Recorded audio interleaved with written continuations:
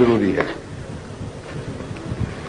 میں نے 1984 میں یہ بیان کیا خطبے میں، پاکستان پر بہت ہی خوفناک اور دردناک دن آنے والے ہیں. پاکستان پر بہت ہی خوفناک اور دردناک دن آنے والے ہیں.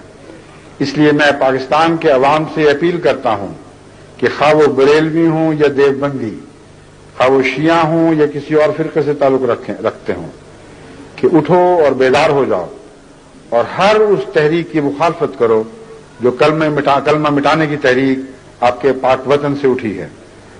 اگر تم وقت پر حرکت نہیں کرو گے تو خدا کی قسم، خدا کی تقدیر تمہارے خلاف حرکت میں آ جائے گی اور اس ملک کو مٹا کر رکھ دے گی جو آج کلمے کے نام کو مٹانے کے درپے ہو رہا ہے. جس ملک کو کلمے نے بنایا تھا اسی کلمے میں یہ طاقت موجود ہے کہ اگر اس کلمے کو مٹانے کے لیے وہ سارا ملک بھی اکٹھا ہو جائے تو وہ کلمہ سب پر غالب آئے گا اور وہ ملک اس کلمے کے ہاتھوں سے توڑا جائے گا جس کو کسی زمانے میں کلمے ہی نے بنایا تھا. اتنا واضح انتباہ ہے، اتنی گہری اس میں حکمت ہے، اتنی قطعی حقیقت پیش کی گئی ہے جس کو دنیا میں کوئی تبدیل نہیں کر سکتا. لیکن افسوس کہ ان تنبیہات پر کام نہیں دھرے گئے. دن بدن یہ لوگ ظلموں میں بڑھتے رہے اور اب یہ وہی بلا ہے جو کلمے کے خلاف انہوں نے خود جس کا آغاز کیا، جو اب ان کو گھیرے میں لے چکی ہے. لا تہینا مناس کا منظر، بھاگنے کی کوئی جگہ نہیں رہی.